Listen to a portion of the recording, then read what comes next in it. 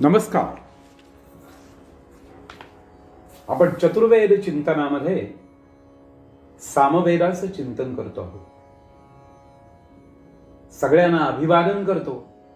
सर्व सज्जनांना चिंतकांना अभिवादन करतो आणि सामवेदाचं आणखीन विचार विनिमय आपण करायला लागूया.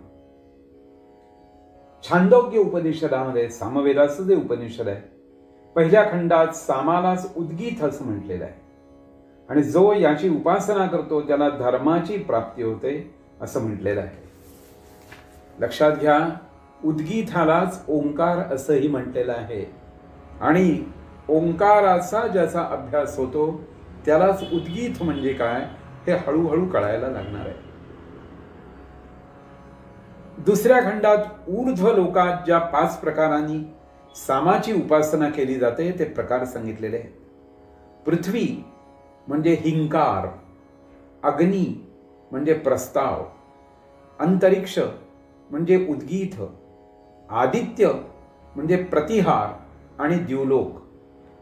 द्युलोक म्हणजे निधन. या चर्चेमध्ये जे पारिभाषिक शब्द आलेले आहेत त्या शब्दांचा अर्थ थोडक्यात समजून घेऊया.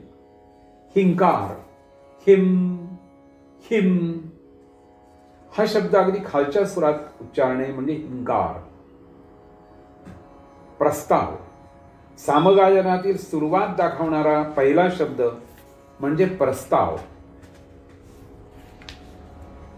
आपण नाही का आज सुद्धा शब्द वापरतो, काय प्रस्ताव घेऊन आलाय, म्हणजे सुरुवात कुठून करणार आहे. उद्गीत, ओम शब्दाचा उच्चार किंवा सामाचे गायन म्हणजे उद्गीत. प्रतिहार, सामगायनातील शेवटच्या टप्प्यात 4थ्या ठिकाणी सामाच्या गायनात ज्याने सुरुवात होते त्या दंत्य शब्दांना प्रतिहार असं म्हणतात.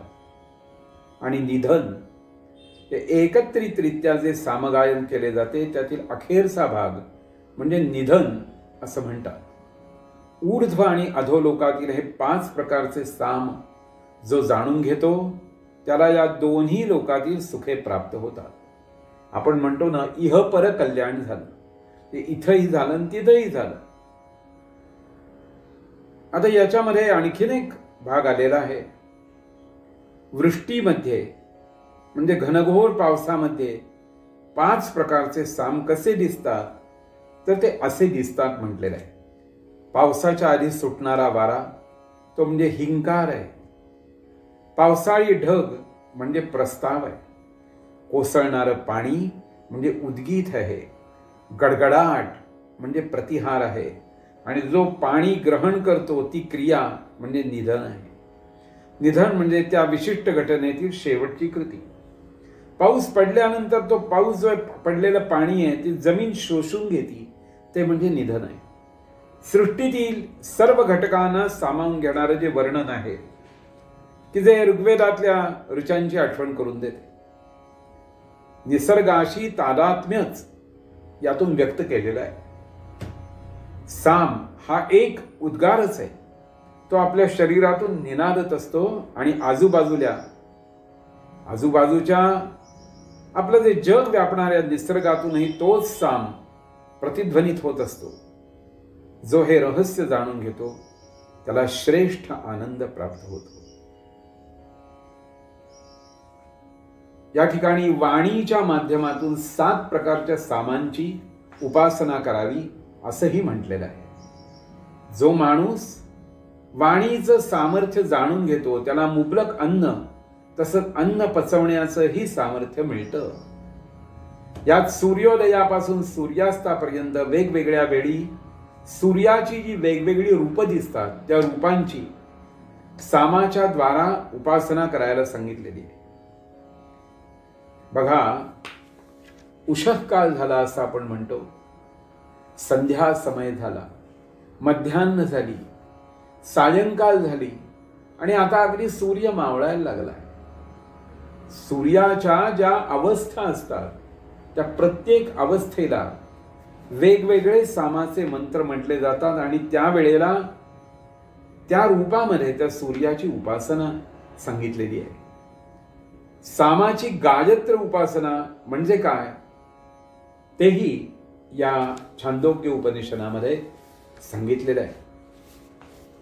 मंथनातून उत्पन्न झालेल्या अग्नीची उपासना कोणत्या प्रकारे करावी ती सुद्धा चर्चा आलेली आहे.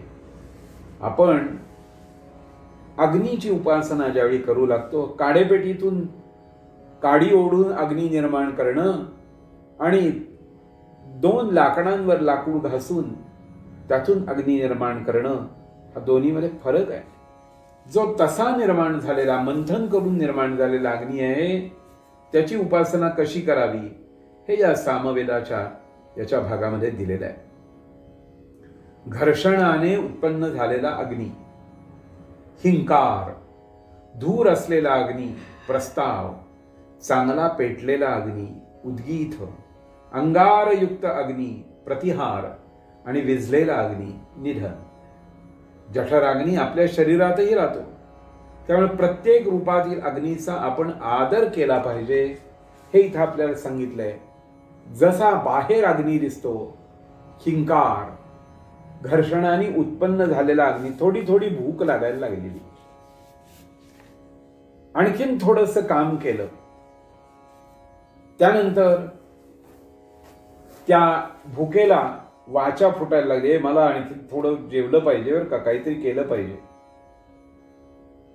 आता मला थांबवतच नाही, आता जेवलंच पाहिजे, म्हणजे त्याला प्रस्ताव म्हणले. आणि चांगला पेटलेला अग्नी, आणि आता त्याच्यात मी भोजन करतोय, एक एक गोष्ट त्याच्यामध्ये घालतोय, तो उद्गीत आहे. आणि चवीनी मी अन्न भक्षण करतोय, तो प्रतिहार असा आहे. आणि आता भूक पूर्ण भागली, आता मला थोडी सुद्धा जेवायची इच्छा नाहीये, आता एक घास सुद्धा न जाणार नाही, म्हणजे तो विझलेला अग्नी, निधन असं वर्णन आहे. दाम्पत्य जीवन समंजसपणे व्यतीत करण्यातही सामच सामावलेला असतो, हा मुद्दा 13व्या खंडात सांगितलेला आहे. या छांदोग्याच्या अभ्यासामध्ये लक्षात येईल की दोन्ही खंडात सूर्य आणि मेघ यांच्या रूपातील सामाच्या उपासनेचं वर्णन केलेलं आहे. छांदोग्यामध्ये ऋतूंबद्दलचं, पृथ्वी, द्युलोक, प्राणी इत्यादींच्या रूपात असलेल्या सामाचा किंवा सामवेदाचा उल्लेख आलेला दिसतो. सामगायन म्हणून एक प्रकारचे जे उद्गान असतं त्याबद्दलचे, तसेच स्वरांबद्दलचे विचार या छांदोग्यामध्ये आलेले आहेत. धर्माचे जे 3 आधारस्तंभ आहेत त्यांचा उल्लेख याच उपनिषदात आलेला आहे. यज्ञ, अध्ययन, दान हा पहिला स्तंभ आहे, तप हा दुसरा स्तंभ आहे, आणि गुरुकुलात राहताना विद्यार्थ्याने ज्ञानसाधनेसाठी भरपूर कष्ट घेणे हा तिसरा आधार आहे.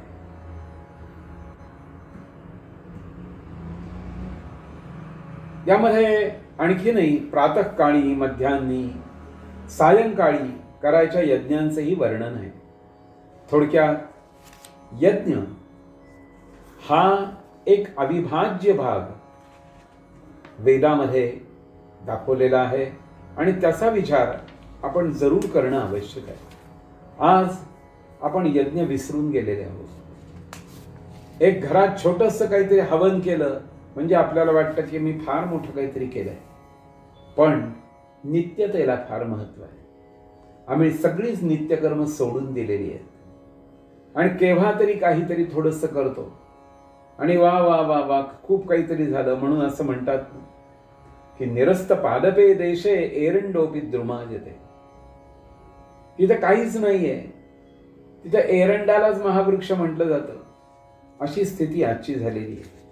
आपल्याला राहायलाच जागा नाहीये. यज्ञ कुठे करणार आणि काय करणार अशी वस्तुस्थिती आहे. परंतु वेदाचा अभ्यास करत राहा आणि देवाला प्रार्थना करा की मला यज्ञ करण्यासारखी भूमी दे, मला यज्ञ करण्यासाठी सारखी अनुकूलता दे. आणि ही गोष्ट जर प्राप्त झाली तर त्याच्यासारखा आनंद वेगळा कुठलाही नाही. आपलं रोजचं जे व्यस्त असणारं जे जीवन आहे त्याच्यातून थोडंसं आपल्याला बाहेर पडायला हे वेदच उपयोगी ठरणार आहे. यज्ञामध्ये पूर्णाहुतीच्या ठिकाणी जे साम म्हटले जातात त्यांना म्हणतात पूर्णाहुतीची साम. त्यात महावैश्वानर साम असाही एक उल्लेख आहे. सामवेदाचा विचार करत राहू. जसं ऊस चोखत राहिल्यानंतर तो अधिक गोड लागतो, तसंच या सामवेदाच्या विचाराच्या बाबतीत आहे. सामाचे प्रकार 1000 होते. 1000 घराणी होती आणि प्रत्येक जण आपल्या घराण्याचा गोडवा कसा आहे हे स्पष्ट करून सांगत होता. त्यामुळे सामवेदाचा हा जो काही विचार आहे तो आपण असाच करत राहूया, कारण त्याचा गोडवा जो आहे तो संपणारच नाही अशा प्रकारचा आहे. काही दिवस आपल्याला सामवेदाचा विचार करून मग अथर्ववेदाचाही विचार करायचा आहे. पण सामवेदातला आता पूर्णाहुतीचा जो भाग आहे, महावैश्वानर, तिथपर्यंत आपण आलेलो आहोत. पूर्णाहुती करून घेऊया आणि त्यानंतर मग अथर्ववेदाकडे आपल्याला वळायला लागेल. धन्यवाद.